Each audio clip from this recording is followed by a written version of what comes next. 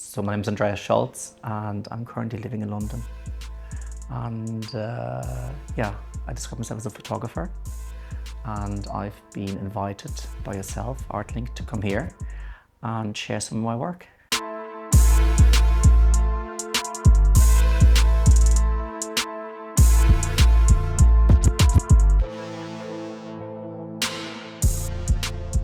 My mother's Irish, and she left Ireland as a young person in the 80s and ended up in Germany, where she met my dad. And yeah, I was obviously the outcome of this encounter. So yeah, that's my connection to Ireland. I've been to Ireland as a child, back and forth, and you know, and then one day when I realised that I really wanted to study art, I made that decision to go back to Ireland and study art, photography in particular.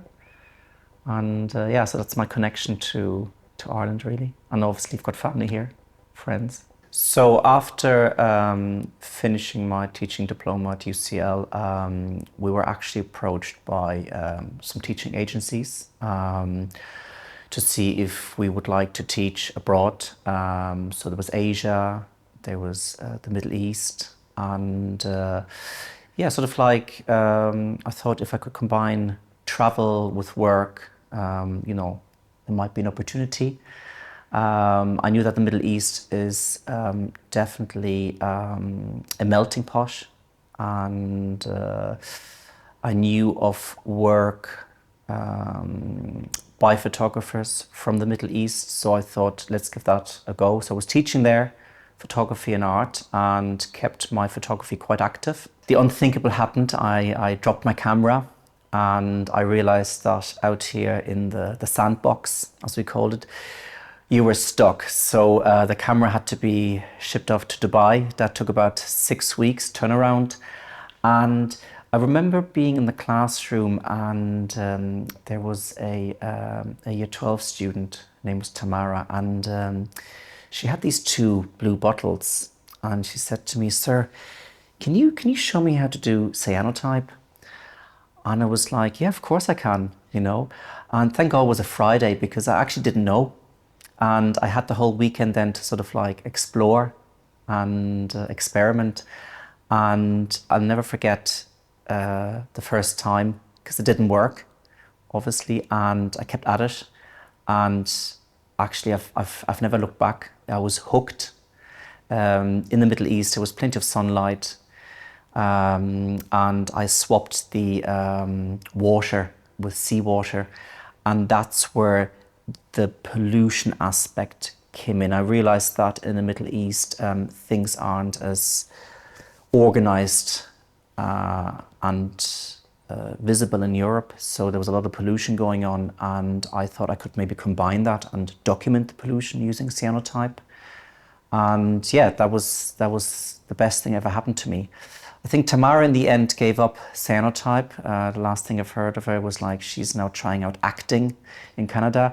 But this is what I'm trying to say, is that, you know, when you work with people and students, it's a back and forth. It's like you're both teaching and learning. And so that's invaluable, that experience. To me, teaching is an arts practice. So I extended that practice to workshops. So one thing that I'm really enjoying is to provide workshops outdoors, you know, in the open, offering photography and working with the elements. So my classroom is sort of like extended. Tomorrow, tomorrow we thought about you know, offering a workshop, and we'll be spending the day outdoors. And what we're going to do is we're going to use historical photographic processes, in particular cyanotype. And what I've learned is to, so I'm going to show the learners sort of like the more traditional application of that, the route. And then we're going to go more into sort of like the experimental. So for example, we're going to change, you know, standard tap water, we're going to change that to salt water. And that's how we bring in the environment, quite literally.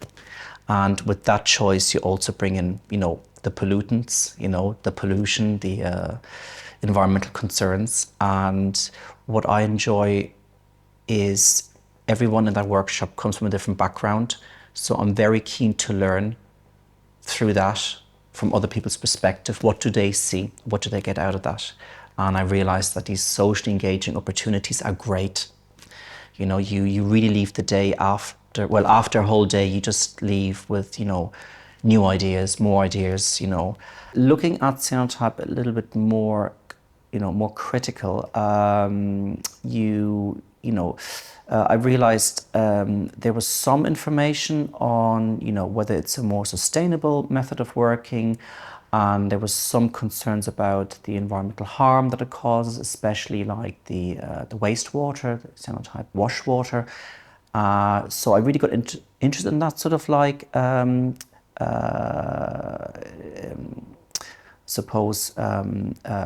conflict almost like.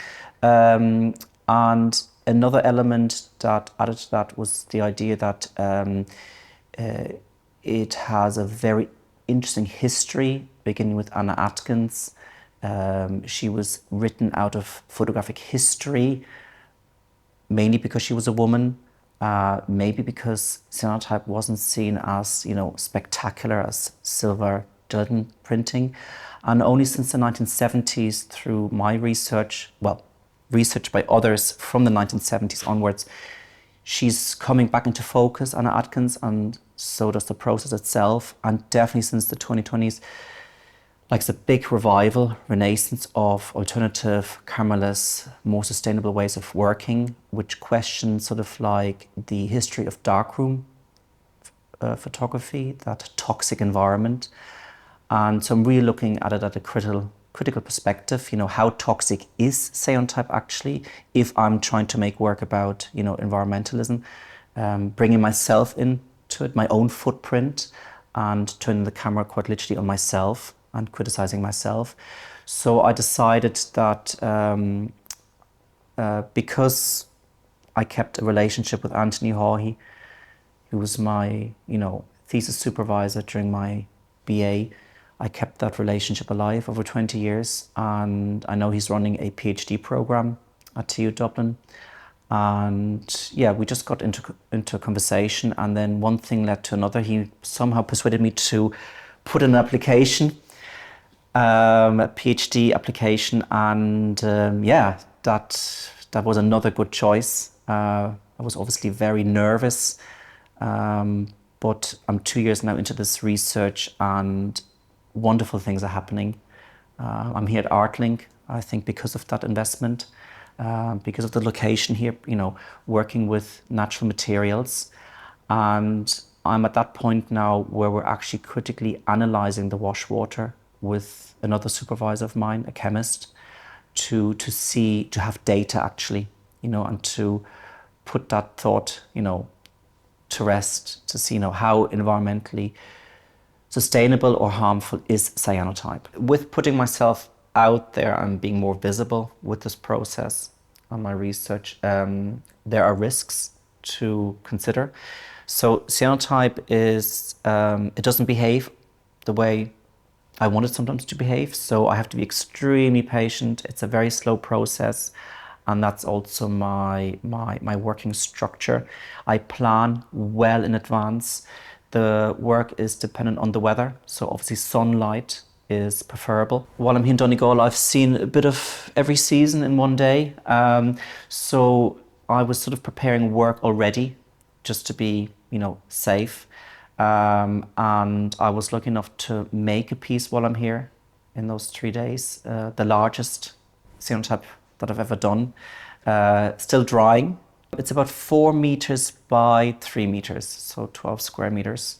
So this piece now is critical because the next few weeks will, you know, looking at feedback and how that print is going to dry will tell me then or inform my next step.